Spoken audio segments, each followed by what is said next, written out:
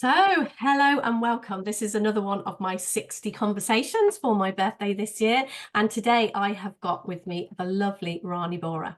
I have known Rani a little while and we have met in person, and she has spoken at the conference that has now absolutely blossomed into something huge, and we're totally co-creating. We're absolutely hand in hand now with the amazing being you, waking up to what's possible, which yeah, I'm sure we're going to speak about that.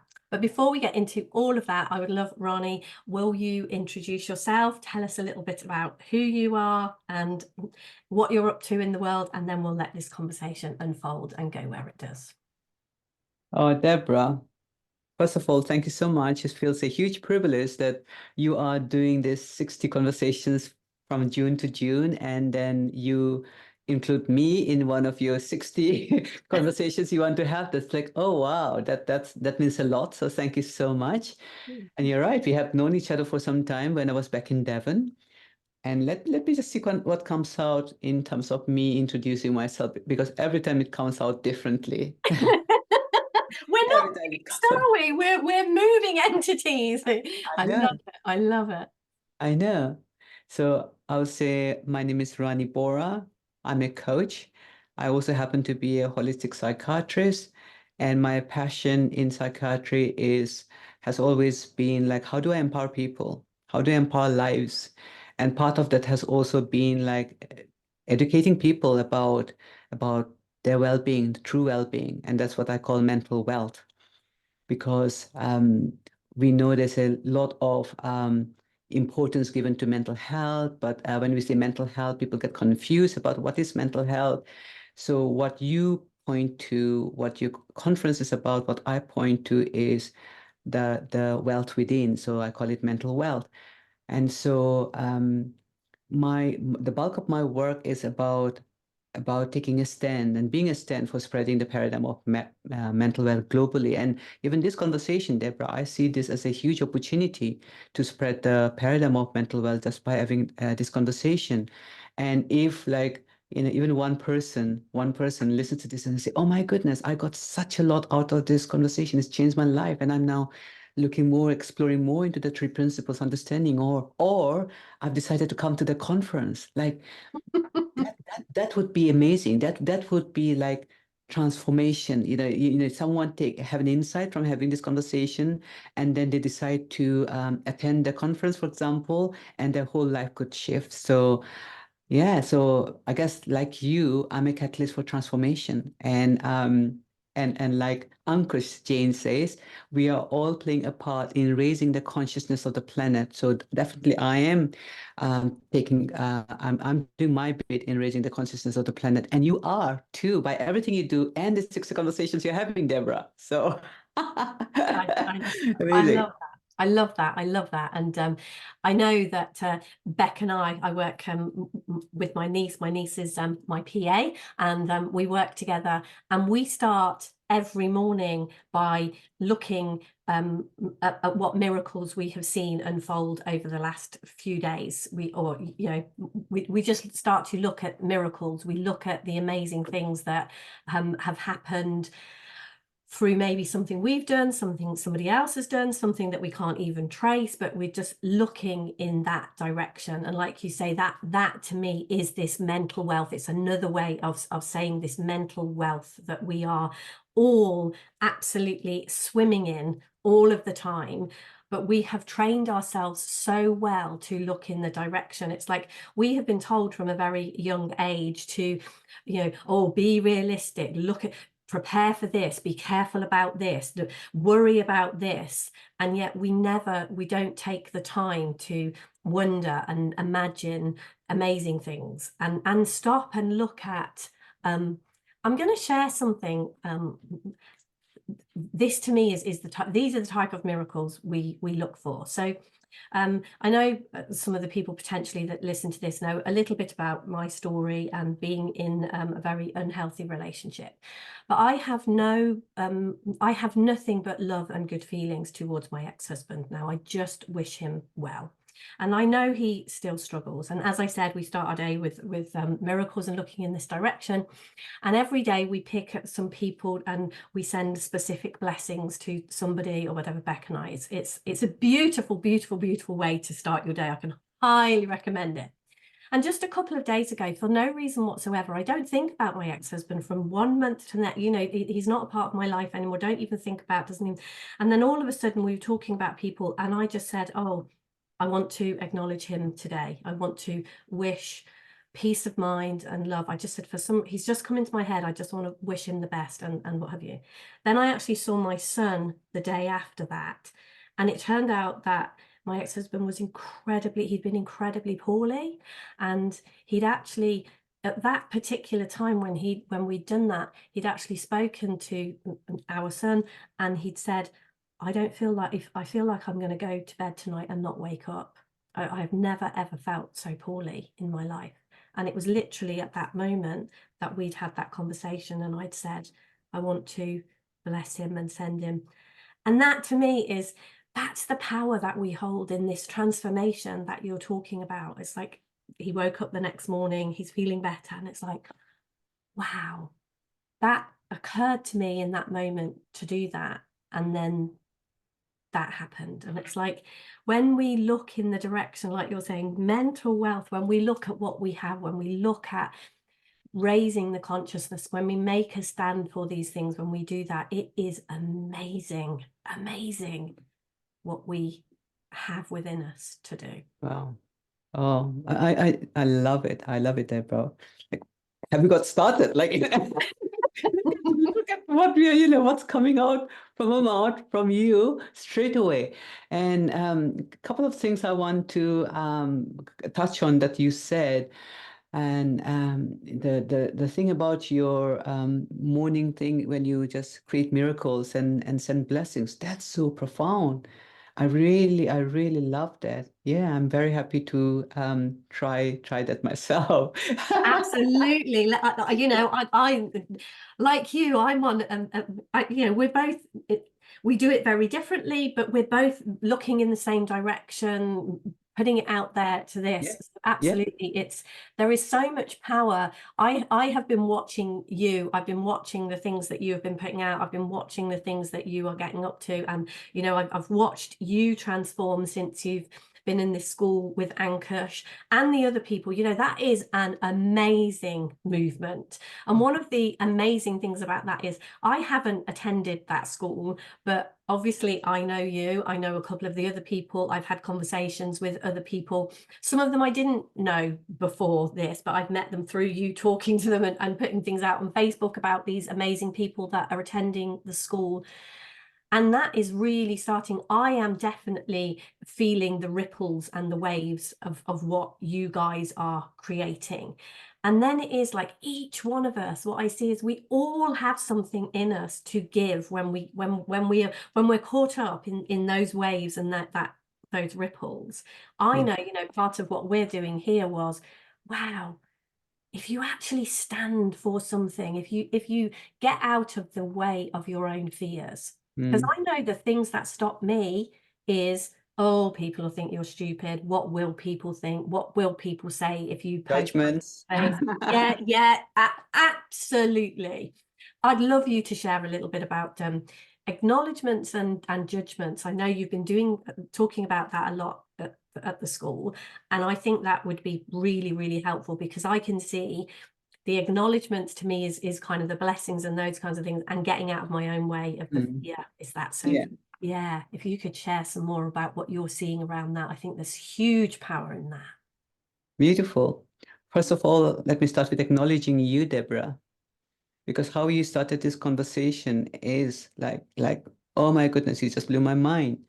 It would have been so easy for you to say, yeah, you know, with the three principles understanding, I had a huge insight and I realized that, you know, what my ex-husband did was da da da, and I let it go. You could have stopped there. And my acknowledgement for you is to see that even though he is, you know, he is your ex, you are still creating this, you know, beautiful experience of giving him blessings. You don't need to do any of those. You don't need to create a miracle for him. And what comes to me is you're just guided by wisdom, and you are just following your intuition, and you're just and you're just sending him love. You're just sending him blessings. That's huge.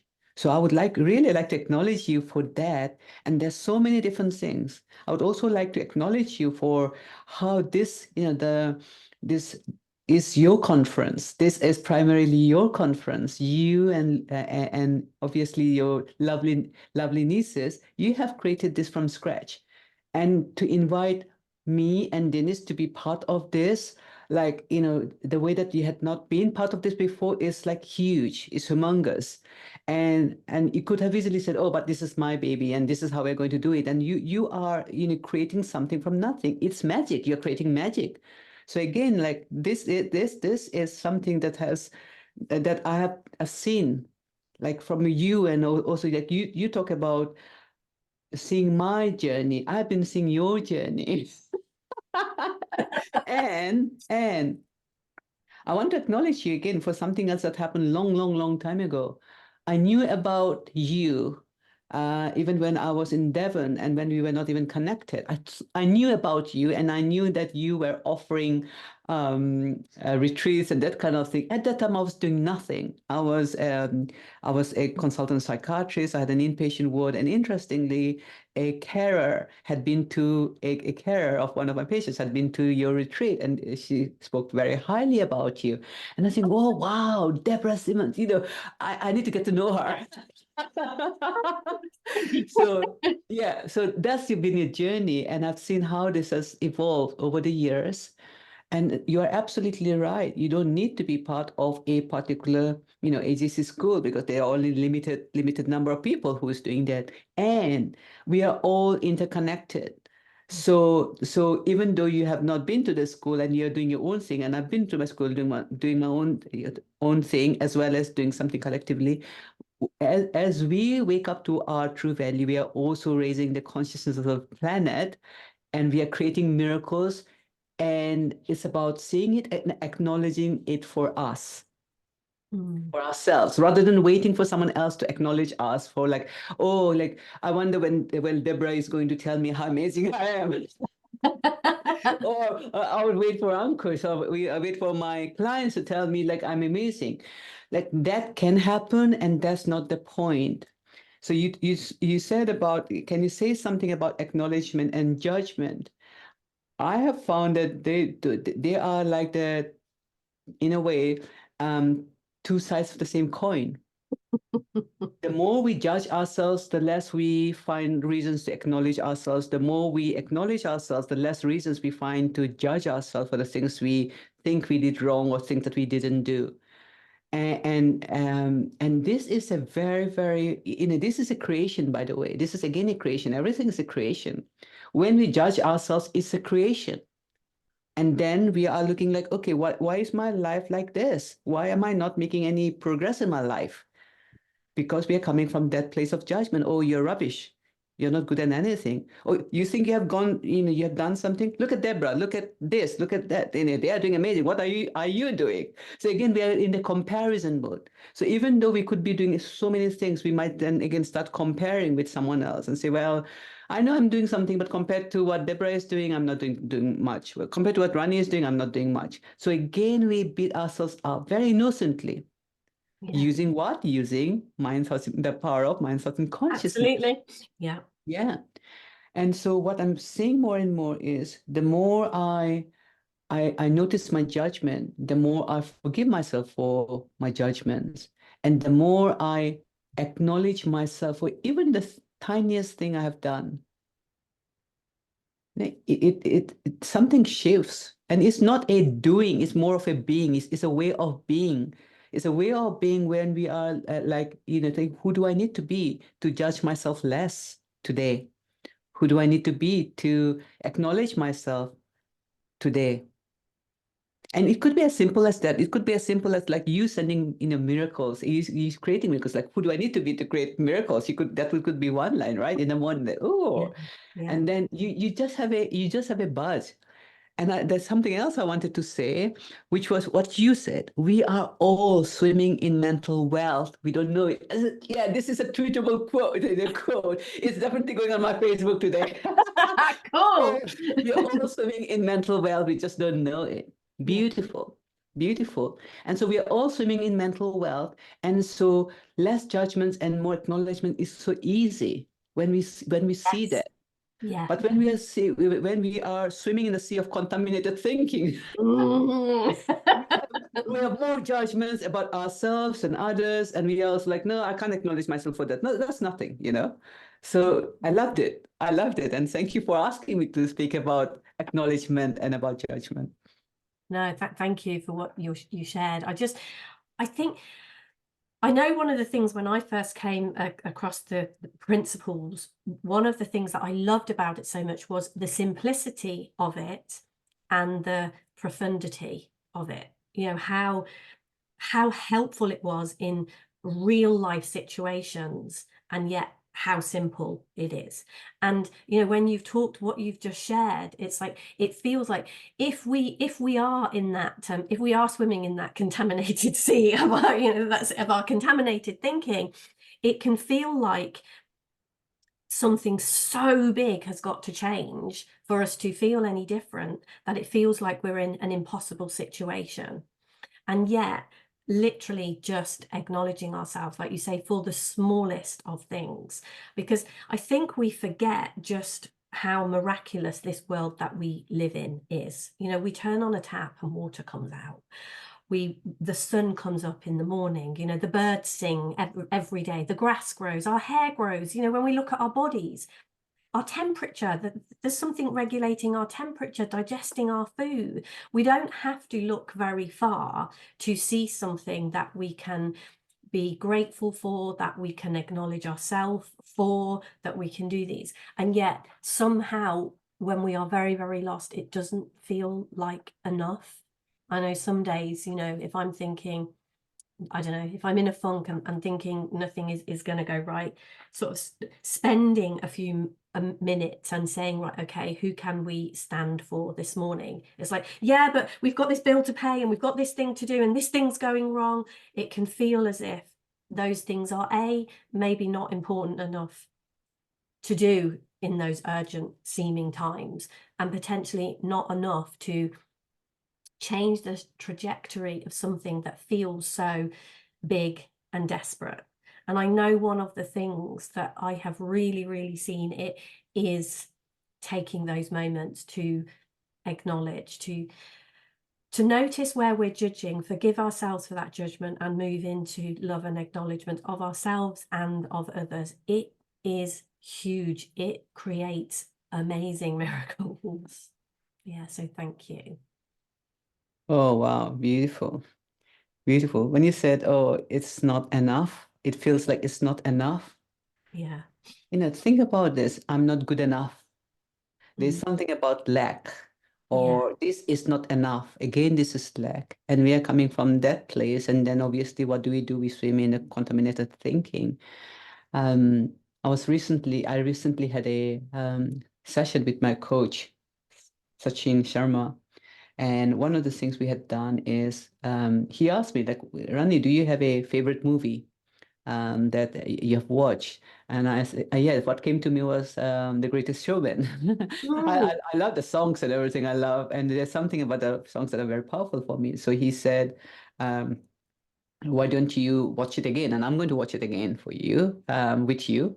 And he said that this is what I want to give. This is like a last. That was the last going to be our last session for this block of coaching that we were doing together. And so he said, well, like it would I would like it to be very, very, very powerful for you. Okay, so watch that, but from a very different like eye, like just listen to it deeply. And I'm going to do the same.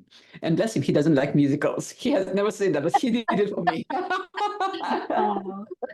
Yeah, and so what happened was, like, when I watched it again, I had watched it before and I had seen listened to the songs so many times. But this time when I listened, watched it again, there was something different I saw I experienced because because I knew it was coming from a coaching perspective. I noticed nuances that I had not noticed before. And so when we had our session, then he also shared what he had seen in different things, and for me, and how that could be applicable. And that song where that lady, I can't even remember her name, sings "Never Enough." Thousand spotlights will never be enough. And there was one particular line where it says like you could be holding the world in your hand and it would never be enough. It could be never be enough. And that was like, whoa, when you said this, like, we could be having the best moment and the best experience, and it's never enough for us. Like because we are thinking about the next thing. Oh, but yeah, I did this small thing. What, yeah, I can acknowledge myself for, but we are already looking in the future because it's never enough. So obviously there was a learning point for me, and I see like how I can just get ahead of myself and then go to the next thing and next thing. And we always have now. The only thing we have is now. And what if, and we're talking about simplicity, isn't it? About the three principles. The simplicity is that, you know, all the spiritual teachings, no matter who you're following, whether it's three principles, the being movement, or Eckhart Tolle, or you have your own guru, or you have your own way, everyone points to the now, the power of now. And when we are in the now is always enough. When we are in the experience of now, the now is always enough. And then we start swimming in the contaminated thinking and like, oh, not enough. And the point for me in the coaching was when we come from a place of this is enough, and I create my life from the space of this is enough, and I choose to create, we can tend to have fun. We have more feelings of gratitude. We are not even thinking I need to do gratitude or start a gratitude journal. We are being in the space of gratitude. We are being in the space of acknowledgement. We are being in the space of less judgment. Can you see how this works? So I think like we can either come from a place of lack, this is not enough, and then like, oh, we're creating, and we're getting exhausted, or we feel upset, and then we say, I can't bless anyone, I can't do miracles because what I have is not enough. That's the place we're coming from. And the more we choose to like, no matter how little I think I have got, no matter how hard life is right now, I could still choose to come from a place of this is enough. This moment is enough. That shifts the whole thing. Yeah. Wow. Yeah. Yeah.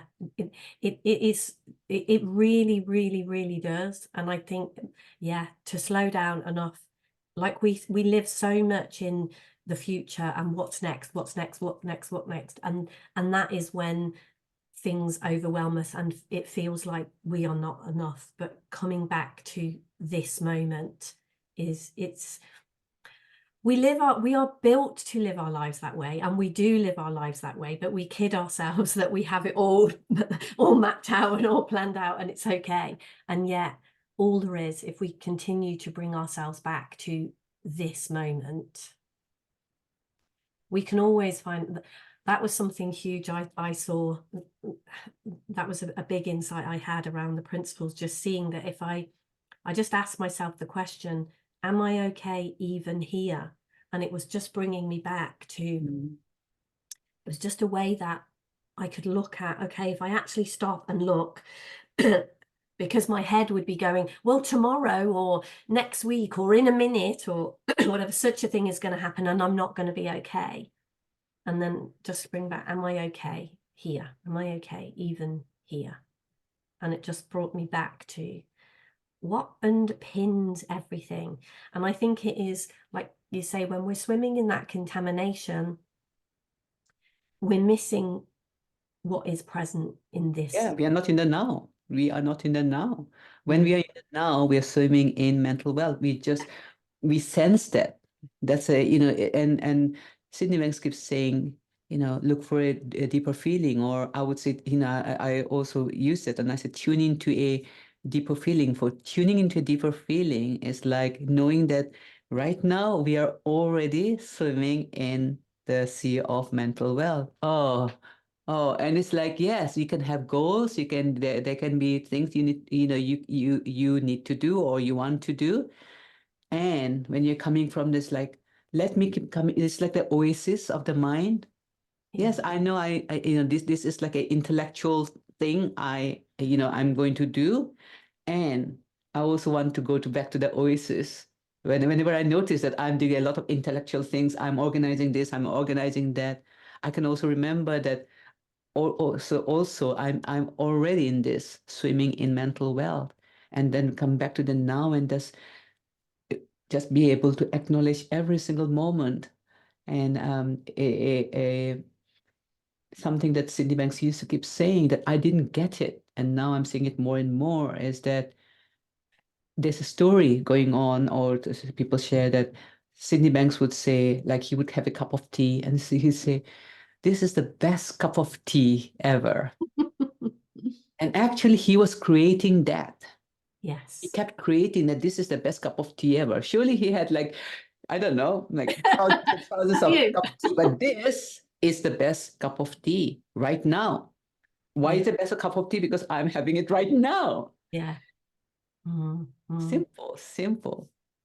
There's something around that I sort of around that the creation piece that you're talking about, because I know, obviously with the principles and spiritual teachings and things, we dip into non-duality, oneness, that who are we, what is this? And one of the things that I'm really seeing around this, the talking about who we are being, and a few times you've mentioned in this conversation today, this Sydney Banks was creating that in that moment.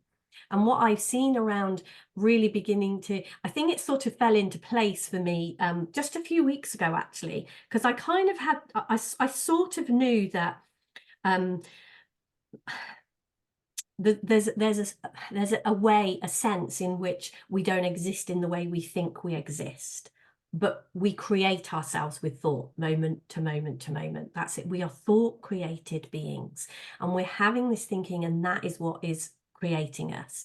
And when you were talking about that, it was like, yeah, in this moment, Sydney Banks, or in that particular, Sydney Banks chose to create this as a very precious moment. And so what's he doing? He's drinking tea. And so it's like, this is the best cup of tea. And it's like, I am creating who I am in this moment as a person who is enjoying the best cup of tea. And it's really making sense to me. I'm kind of saying, I am not a fixed entity. And this is, this goes back to, how do we swim in that mental wealth that you've talked about? How do we do that when we feel so bogged down and stuck and solid? And this is how my life is. This is what happens to me every day. This is who I am. And it's noticing that all of that is created in that moment. It's not a solid thing. It's just that we recreate it and we recreate it and we recreate it. It's not a solid thing that just exists, but it is like, that is who I create myself now. And it's like the pictures on a film, if you think of how a film works, and they're millions and millions of little pictures that look like it's a continuing thing because they come at us fast through the light. And it's like, so the moment that we choose to create ourselves as something different, everything changes. And Yeah. it starts with how it sounds in one sense, when, I know there has been times in my life when I have really, really thought that I am totally stuck with situations that were not of my creation, that were nothing to do with me, people in my life who are doing things that I have zero control over, that I am a victim of things coming at me and happening, and just beginning to see, no, this is all my creation. And moment to moment to moment, I get to make it up differently.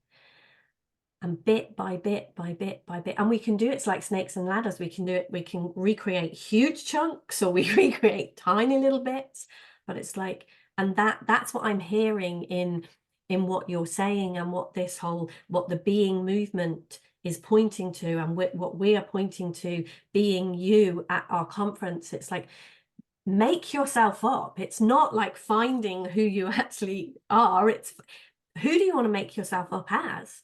Because I can see, you know, you talked about retreats and stuff that I was running. It's like, I can see the areas where I just decided this is what I'm doing. This is who I'm making myself up to be. And then in other areas, I would have a lot of fear and judgment. And it would be like I would pull myself back from the miracles there. And what's new for me and coming for me more and more and more is, yeah, that beautiful, precious cup of tea. I can do that in every moment. I can just be like, right, I'm creating this. And that's the simplicity of it. Is it's not huge and big when it's like the only moment that I have to create as the perfect moment is this one. Beautiful. Yeah, lovely. It's a moment-to-moment creation, and we have become very good at creating what we don't want. Oh yes, the queen I could have had. And that creation has been unconscious and very innocent. Yeah. Innocent, unconscious creation because we did not know any other way. And I have to say, even though I came across the principles, and it's going to be like I think roughly about 10 years or so, I didn't think about creation the same way that I'm seeing creation now. It felt like, oh, just wait for your thoughts to pass and wait for a better feeling. Like it's like we keep waiting. Like, yeah. And not as wait as in not do anything, but keep doing what we want to do. But there was no active creation. No conscious active creation, like who do I want to create myself as? None of that. And it's not like I'm saying that should have been included or something. No, but there are some, they say that if you want to learn from the masters anything, it's like you can copy them. You can say, oh, this is what they are saying, so I'm going to say exactly this, or I'm going to live by what they're saying. And there's also like, yes, of course, like pay attention to what they're saying, but also pay attention to their life. Yes. Sydney Bank. So he said, do not listen to my words. And then he goes on to talk about the three principles. And then if we're not listening to only his words and what the finger is pointing to, so to speak, looking at that, where the finger is pointing to, but then we are also like exploring how Sydney Banks was. He was enjoying himself in each moment. Yeah. Of course, he was human. He also had his stuff going on, like, and that's what made him like even more likable for people. Like, oh, he's a human being just like all of us. Even he can lose, get upset. And I used to read all the stories about when people went to him about his problems. He did not talk to people about his problems. He would then engage them in a walk or in a garden and do something else. Like Yeah. for me, if I had gone for coaching with Cindy Bank, that would have seemed like a waste of time. Like, tell me more about the three principles. Tell me what I can do to shift my thinking. But why are we just walking around? Hello, why are we just sitting with a cup of tea? The old Rani would have been that. Give me some strategies. Yes. This is not useful. But what I'm seeing more and more is like through the life, through living his life the way he led, he was a perfect example of like, yes, the understanding how the mind works is really going to help you transform your life, and also this understanding of being, because he was being in action. He was just being. And so like now I'm seeing it more and more, like I have many penny drop moments more and more. And while we are having this conversation right now, I'm having some penny drop moments like, yeah, I can see it even more clearly just because we are having this conversation. Yeah. And that to me is the point of these conversations, because it's exactly the same. This conversation has been hugely inspirational for me. Some of the things that you shared, and even putting into words some of the things that I am beginning to see, putting it like we speak things into creation. And I really see that for myself, speaking about what's going on makes it more clear for me. So it's a beautiful gift to listen, to share, to have these conversations, because like you say, there's penny drop moments all around. It's like, oh yeah, wow, and when you were sharing that, when you were saying that, I really saw, yeah, it was Sydney Banks did say a lot of things, but there was, like, who was he being? Like the cup of tea moment, it's like, what was he doing? What was actually going on there? And instead of, if we could have thrown that whole thing away and just listened to words that he was saying, about the principles and about this and those important lessons and those things, but there was a hugely important lesson in, yeah, let's just sit down and look at the sky and see this, the most perfect cup of tea is in my hands.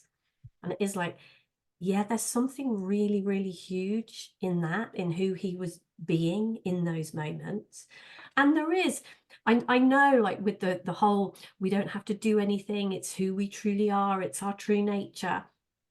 But what I have seen with the way that Beck and I start our mornings, and with the being movement and deliberately creating things, I know, I drive my car. I've been driving for a good few years, and I can go places now and think, oh, how did I even get here? Clearly I must have done all the things that you do when you drive a car, but it's kind of a part of, I can just do that now. And I notice for years and years and years, innocently, exactly like you said, innocently, I was unconsciously creating a lot of things I didn't want and training my mind to do that, not on purpose, just training my mind to do it. And in a similar way, as I deliberately took driving lessons to learn to drive, to train my mind, to train my body, to train everything to work that way so that I could do that, I know now I am training my mind on purpose to think in a different way. And when I start my day like that, that is a deliberate practice. But what I do notice then is my mind does say things like, when I sit down, wow, this is a beautiful, comfortable seat. Wow, this is a lovely, I start to see miracles and those things. And so to me, it is a mixture of both. We both practice and allow, and it's not a huge thing that I'm seeing at the moment as well, is it's not just one thing. Like, yeah, there is nothing to do and there's a ton of stuff to do. And the paradox of that. Oh, love it. Rich. This has been a rich conversation.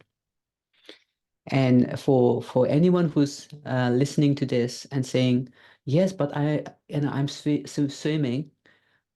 I know I have created this and I'm swimming so much in the contaminated thinking I don't even know how to get to the now. And what tip have you got for me? So people might be thinking that. I want to share something that I learned from Dick and Bettinger recently that really, again, is so gentle, it's so simple. How Deacon explains is that, people might have had this understanding that, we are, at a higher level, we are spiritual energy in disguise, or we are energy in disguise.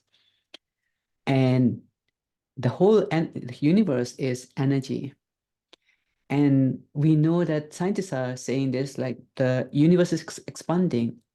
A majority portion of the universe is expanding. We don't even know how much it's expanding, how long it's going to keep expanding, but the universe is expanding. So there's expansive energy. And there's also part of the universe that is, that, like you can say, like there might be contracted or energy, or what we call dark moments in our lives. So it's not like when we are allowing and when we are creating, there is no space for darkness in our lives. It's not that. It's like, oh, only like meaning that if I'm swimming mental well, meaning that all the time I'm going to feel peaceful and calm, and I won't feel, darkness. I won't have loss of hope and that kind of thing. It does happen. Being human, we all have experiences of going to dark places from time to time. Maybe sometimes, some more than others. And so that he would call, when we go into dark places, it's like areas of the universe where we don't know what's happening. Maybe it's a dark hole, black hole or something like that. But all it means is when there will be moments in our life when we go into this contracted energy from time to time, even multiple times a day. We might just get in contracted energy, meaning we are swimming we were swimming in a mental wealth sea, and then suddenly we find ourselves in a corner. We find ourselves swimming in a contaminated thinking. The beauty of this is when we wake up to this, when we have a deep understanding of this, and we are in a contracted energy, and we are in a contaminated thinking. The moment we notice this is an invitation for us, like, oh, I don't need to engage in this. So it's a moment of noticing that's freeing. And the moment we notice that is an invitation for us to go back to the expansive energy. Mm. And he talked about how energy is contracting and expanding, contracting and expanding. So we human beings have been designed that way. We are meant to be feeling our thinking in the moment. And so, from time to time, we all get lost, maybe sometimes for a few minutes or hour or days or weeks. But the good news is that no matter how long you have been spending time in contaminated thinking or in contracted energy, you just need one insight, something for you to wake up. And in that moment, you already are in that expansive energy. Mm. So that's so beautiful. There is no like, oh, but I need to, oh, I'm in the contracted energy. How do I? Yeah. Like, allow it, no judgment again. You can still acknowledge yourself for, like, for whatever you want to acknowledge yourself for in that moment. Like, I acknowledge myself for even saying I need help. I acknowledge myself for even saying that I'm feeling lousy, and I've done my best not to feel lousy, whatever. And it's not like dressing it up and saying, hey, I acknowledge myself for feeling happy when I'm not. It's not that. It's just acknowledging for myself for wherever I'm in the present moment, and just noticing that, just the noticing and the allowing. I love it. When you talk about allowing, it's also is surrender. Yeah. Surrendering to the union. Yeah. Rather Yeah. than, no, I need to get better now. I need to get better now. No, no, no, no, no, no, no. And the more we are doing that, we are more in the contaminated thinking. I need to get better, and more in contracted energy. So another thing to add, another term that I've been exploring is this surrender, Mm. this concept of surrender. And in the past, I was scared of surrender. Like, oh, like surrender means like, okay, I surrender, yeah, defeat. And like contracted energy surrender. And how I see surrender is like allow, and surrender is this for me now, which is like invitation to be part of the expansive energy, not the contraction and contracted energy. Yeah. Yeah. I did a zip wire once a few years back, and that was definitely a surrender. And when you were saying that, that's what made me think it was kind of like the whole thing was like, yeah, surrender to this. But it was beautiful, like you say. And yeah. Oh my gosh, yeah, there has been some truly, truly beautiful sharing. I've really, really enjoyed this. It's been a hugely rich conversation. So obviously, we would love, love, love if anything about what we've been sharing here has touched you at all. We would love you to join us in the room at the conference, and I will put the information below that. But if anyone wants to know more about you, I know you're up to loads and loads of amazing things in the world. Rani, if anyone would like to connect with you, what's the best and easiest way for them to do that? If you're on LinkedIn or Facebook, or just Google Rani Bora, Dr. Rani Bora, you will find me somewhere. That's what I would say. And worst case scenario, if you know who I am, reach out and I can put you in touch with Rani as well. Yeah, because there is a huge richness to what you are up to. So yeah, I feel like we could continue this conversation all day, but And we will be, won't we, Deborah? We will be continuing this conversation not just for the whole day, but for 3 whole days. yeah, absolutely. And there is something hugely powerful about being in a room. It's beautiful listening online, and what a fantastic thing that we have this opportunity to do that, but there is something really, really beautiful. There is something incredibly powerful about being in a room. So I'm going to invite anyone who's watching this, if you know, get your ticket, come and join us. It's going to be beautiful. So Rani, thank you so much. There has been true richness this morning in our conversation. So thank you, thank you. And I want to acknowledge you for showing up this morning, for being here, for all that you have shared and all that you are doing out in the world. It is a joy and a pleasure to watch you blossom, and what you're waking up to, and what that is waking up, helping other people to wake up to too. So thank you so much. Thank you. Thank you, Deborah. I received acknowledgement.